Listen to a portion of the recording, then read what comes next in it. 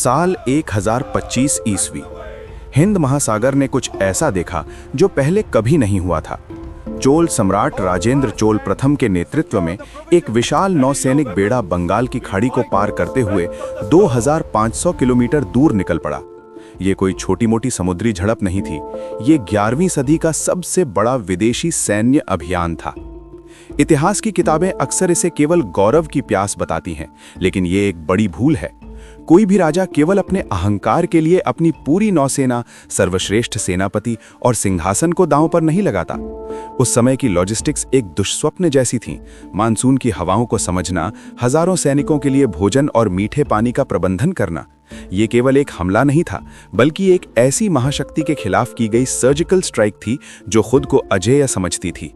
समुद्री silk road की भू राजनीति। इस युद्ध को समझने के लिए आपको नक्शे पर गौर करना होगा। 11वीं शताब्दी में दुनिया की अर्थव्यवस्था मलक्का जलडमरू मध्य यानी स्ट्रेट ऑफ मलक्का के रास्ते चलती थी। आधुनिक सुमात्रा और मलय प्रायद्वीप में स्थित श्रीविजय साम्राज्य एक थैलासोक्रेसी था, यानी एक ऐसा राज्य जिसकी शक्ति समुद्र पर टिकी थी। भारत और चीन के बीच होने वाले व्यापार के गले पर श्रीविजय का हाथ था। शुरुआत में चोल और श्रीविजय मित्र थे, लेकिन जब चीन के सोंग राजवंश ने विदेशी व्यापार के दरवाजे खोले तो श्रीविजय लालची हो गया। उन्होंने भारतीय जहाजों पर भारी टैक्स लगाना शुरू किया, माल जब्त किया और कथित तौर पर समुद्री डाकुओं को बढ़ावा दिया। श्रीविजय अब केवल एक पड़ोसी नहीं था, वो एक ऐसा टोलगेट बन चुका था जिसने व्यापारियों को लूटना शुरू कर दिया था। व्यापारिक संघों की बगावत। चोल राजेंद्र के सिंहासन के पीछे एक छाया सरकार काम कर रही थी। आयावोल और मणिग्रामम जैसे शक्तिशाली व्यापारिक संघ। ये केवल दुकानदार नहीं थे, ये मध्यकालीन कॉरपोरेट घराने थे जिनकी अपनी निजी सेनाएं और अंतर्राष्ट्रीय नेटवर्क थे। श्रीविजय के एकाधिकार के कारण इनका मुनाफा खत्म हो रहा था। आधुनिक इतिहासकार बताते हैं कि इन संघों ने ही चोल दरबार में लॉबिंग की थी। संभवतः उन्होंने ही राजेंद्र चोल को खुफिया जानकारी और धन उपलब्ध कराया था ताकि श्रीविजय के एकाधिकार को तोड़ा जा सके। राजेंद्र चोल को समझ आ गया था कि चोल अर्थव्यवस्था को बचाने के लिए उन्हें जमीन जीतने की जरूरत नहीं है, उन्हें बस उस एकाधिकार को ध्वस्त करना है। ये एक प्री एम्प्टिव स्ट्राइक थी। समुद्री ब्लिट्जक्रीग का क्रियान्वयन। ये अभियान ब्लू वाटर नीति का एक उत्कृष्ट उदाहरण था। चोल बेड़े ने धीमी गति के बजाय मानसून की हवाओं का सहारा लेकर अविश्वसनीय गति से हमला किया। रणनीति क्या थी? सीधा प्रहार।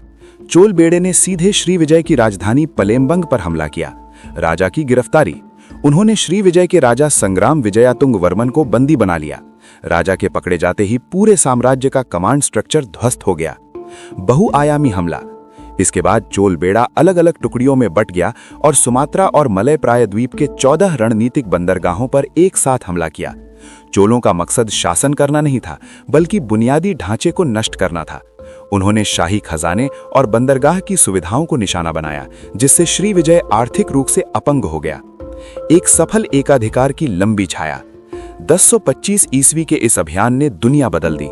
राजेंद्र चोल ने वहां कोई बड़ी सेना नहीं छोड़ी, इसके बजाय उन्होंने एक कठपुतली राज्य प्रणाली स्थापित की। श्रीविजय के राजा को चोलों की अधीनता स्वीकार करने और भारतीय जहाजों को टैक्स फ्री रास्ता देने के वादे पर रिहा कर दिया गया।